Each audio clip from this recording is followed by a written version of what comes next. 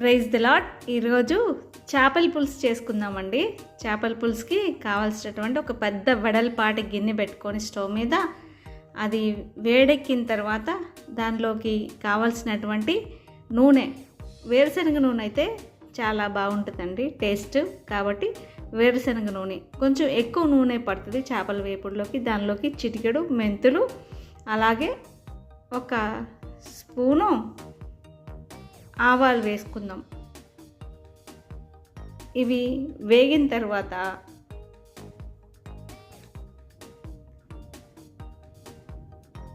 కొంచెం చిటపట్లాడినాక కొంచెం జీలకర్ర వేసి కాస్త కరివేపాకు మంచిగా వేగిన తర్వాత ఒక చిన్న సైజు అయితే 3 అండి, అంటే కొంచెం ఒక నిమ్మకాయ సైజు అయితే 3, కొంచెం పెద్ద సైజు అయితే 2 ఉల్లిపాయలు కట్ చేసి వేస్తున్నా. కేజీన్నర చేపలు ఇదిగోండి, చక్కగా పసుపేసి ఉప్పేసి నీట్గా కడిగి పెట్టినటువంటి చేప ముక్కలు. ఈ ఉల్లిపాయలు చక్కగా వేగాలండి. ఈలోపు ఒక 2 స్పూన్లు అల్లం వెల్లుల్లి పేస్ట్, అంటే కొంచెం స్పూన్కి ఎక్కువగా అల్లం వెల్లుల్లి పేస్ట్ వేసి వేయించుకోవాలి. ఆ పచ్చి వాసన అంతా పోవాలి. అలాగే ఉల్లిపాయలు కూడా చక్కగా ఎర్రగా వేగాలన్నమాట. వేగడానికి త్వరగా వేగాలంటే కాస్త పసుపు వేసామనుకోండి, చక్కగా త్వరగా వేగిపోతాయి. దానికి సరిపడా పులుసుకి ఒక నిమ్మకాయ సైజ్ అంతా చింతపండుని కడిగి వేడి నీళ్ళలో నానబెట్టి పక్కన పెట్టాను. ఇదిగో చూడండి, చక్కగా వేగిపోయిన ఉల్లిపాయలు. ఒక పెద్ద టమాటాని చాపర్లో వేసి చిన్నగా ముక్కలుగా కట్ చేసేసి వేసానండి. ఈ ఉల్లిపాయలు, టమాటా, అల్లం వెల్లుల్లి పేస్ట్ మంచిగా రెడ్ కలర్, గోల్డ్ కలర్ వచ్చే వరకు వేయించుకున్న తర్వాత దీనిలోకి సరిపడా కారం వేద్దాం.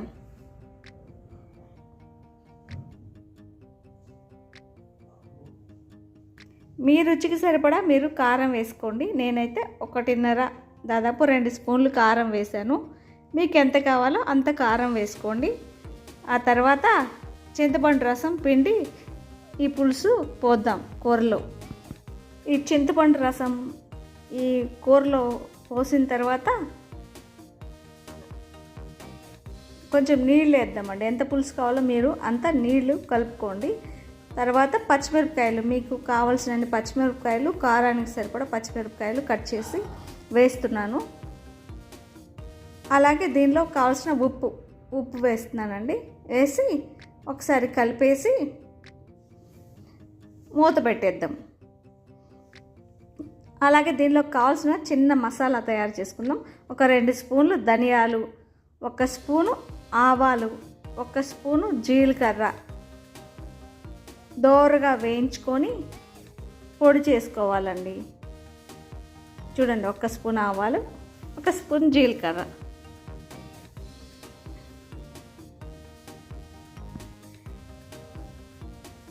వేసి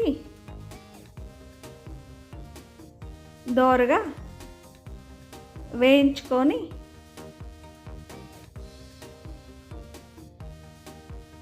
పొడి చేసుకోవాలి. ఇది హై ఫ్లేమ్లో ఉంటే త్వరగా మాడిపోతాయండి. చాలా సిమ్లో పెట్టి సన్నని సెగ మీద వేయించుకుందాము.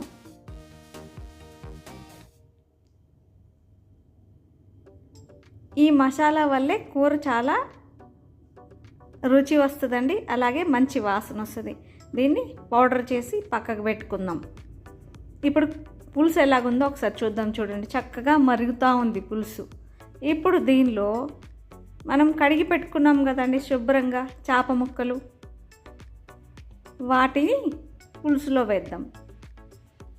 చేపల కూరకి గిన్నె కొంచెం వెడల్పుగా ఉండాలండి. అప్పుడే ముక్కలన్నీ చక్కగా దూరంగా ఉండి ఉడకడానికి ఫ్రీగా ఉంటుంది. లేకపోతే ఒకదాని మీద ఒకటైతే కొంచెం ముక్కలు చితికిపోతాయి అన్నమాట. కొంచెం వెడల్పుగా ఉండే గిన్నె అయితే చక్కగా ఉడుకుతాయి చేప ముక్క. ఈ ముక్కలన్నీ వేసేసి ఒకవేళ మీకు ఈ పులుసు సరిపోలేదంటే ముక్కలు మునిగే వరకు కొంచెం ఇంకా నీళ్లు కలుపుకోండి.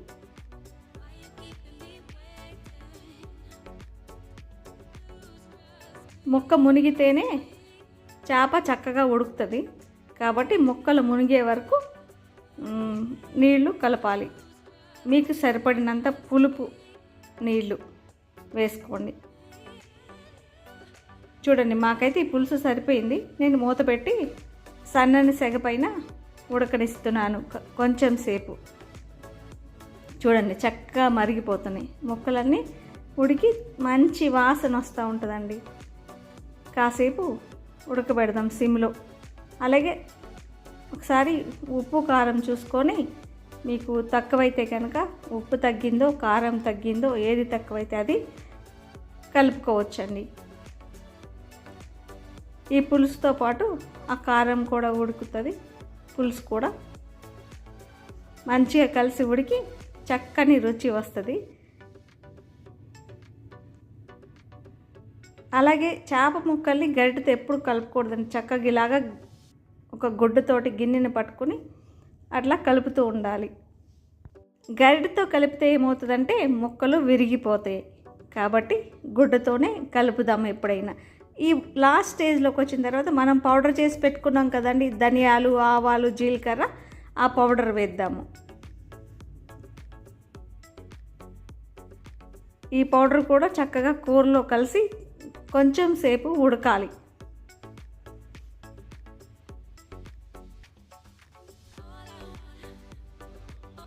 మూత పెట్టి ఉడికిద్దాం. చూడండి, చక్కగా ఉడికిపోయింది. కొంచెం కారం తక్కువైంది, నేను కొంచెం కారం వేస్తున్నాను. మరలా మూత పెట్టి ఉడికించి ఆఖరిగా ఒకసారి చూద్దామండి. దీనిలో కలిపినాక మధ్య మధ్యలో కలుపుతూ ఉండాలండి, లేకపోతే అడుగు పట్టుకుపోతుంది చేపల పులుసు. మధ్య మధ్యలో కలుపుతూ ఉండి సిమ్లోనే ఉడికించాలి కూరని.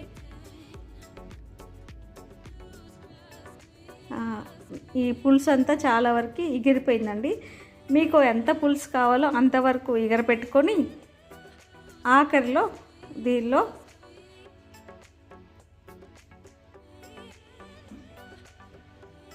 వేయడానికి కొత్తిమీర కడిగి కట్ చేస్తున్నానండి. కొత్తిమీర వేద్దాం. ఈ కొత్తిమీరతో పాటు ఒక 4-5 పుదీనా ఆకులు వేసుకోండి. రుచి వేరే లెవెల్లో ఉంటుందన్నమాట. మీకు ఇష్టమైతేనే. నేనైతే ఒక 4-5 పుదీనా ఆకులు కూడా ఈ పులుసులో వేస్తున్నాను. నాకు ఆ టేస్ట్ చాలా ఇష్టం. ఇది మరలా కొంచెం సేపు సన్నని సెగ పైన ఉడకనిద్దాము. ఆఖరిలో దీనికి ఒక చిన్న రుచి పెరగడానికి ఒక చిన్న ఇంగ్రీడియంట్ కలుపుదామండి. కొంచెం సేపు ఉడకనిచ్చి సిమ్లో కొత్తిమీర కూడా చక్కగా ఉడికిపోయింది.